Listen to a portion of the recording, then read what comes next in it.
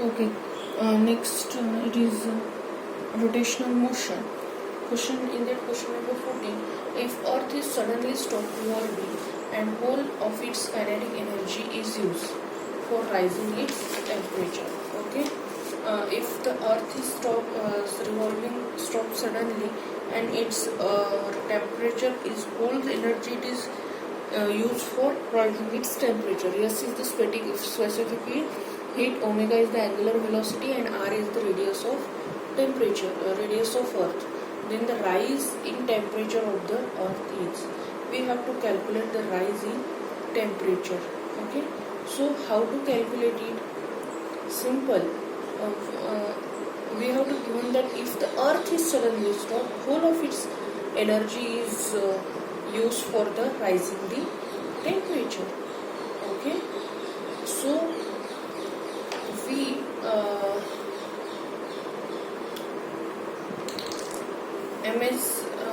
write down one formula. MSD is equals to, that formula is given the specific heat, temperature. Okay. So MSD is equals to half into 2 by 5 mr square omega square divided by g. Okay. Write down, this is the new formula for you. We have to calculate what? Simply theta. Okay. This mass and mass get cancelled. So theta is equals to what? R square omega square divided by 5 gs. Okay. This is the formula or this is the temperature of the Earth. Okay.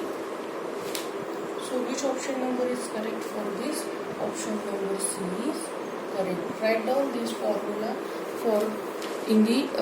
write down this formula in the top margin of your notes.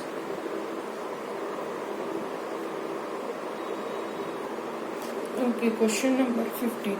A solid sphere rolls down on an inclined plane of 30 degrees. The ratio of acceleration when it rolls and the slides. Okay, we have to given simply the inclination, okay, of 30 degrees, and we have to calculate when that solid sphere is rolls and to the slide. Okay, simply how to calculate it for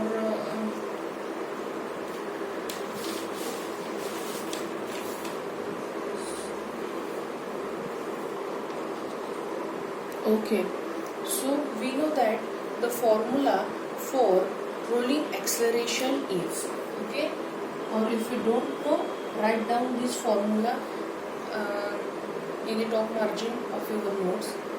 Rolling acceleration is equals to 5 by 7 g sine theta. Okay, and next it is slides, that means sliding acceleration, it is g sine theta. Okay, for rolling acceleration and for the sliding acceleration, both are the derivations in JE, but we don't need to write the whole derivation. We simply need the formula for rolling acceleration and sliding acceleration. Therefore, keep in mind what is the formula for AR and what is the formula for AS. Okay, just simply take the ratio of AR and AS. It is 5 by 7 g sine theta and g sine theta. So we get what? 5 by 7. Okay. So which option number is correct for this? Option number A is correct. Okay. Keep in mind both the formulas AR and AS.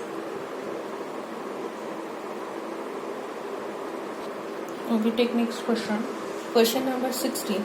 Angular momentum of the Earth revolving around the Sun proportional to r raised to the power n. Okay, that means angular momentum is denoted by symbol capital N. Capital N is directly proportional to what? R raised to the power en. Okay, so next r is the distance between Earth and Sun. We have to calculate the value for n. Okay, so how to calculate the value for n?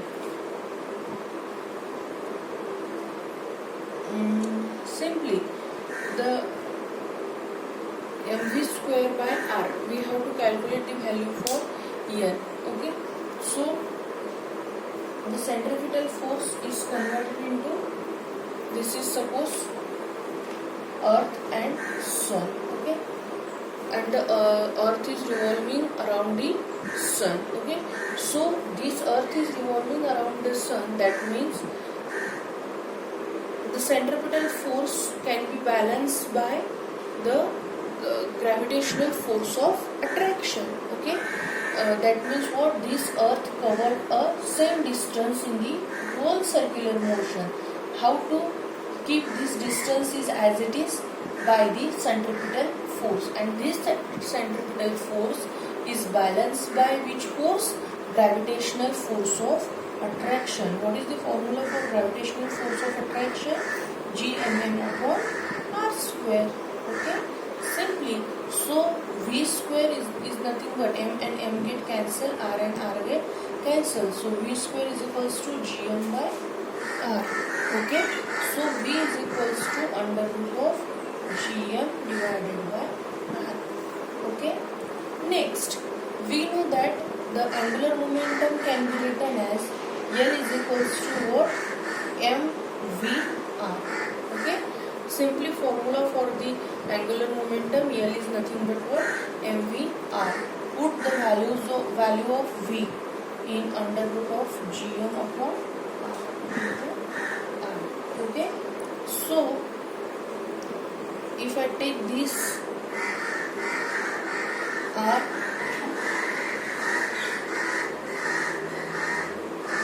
this r is nothing but what?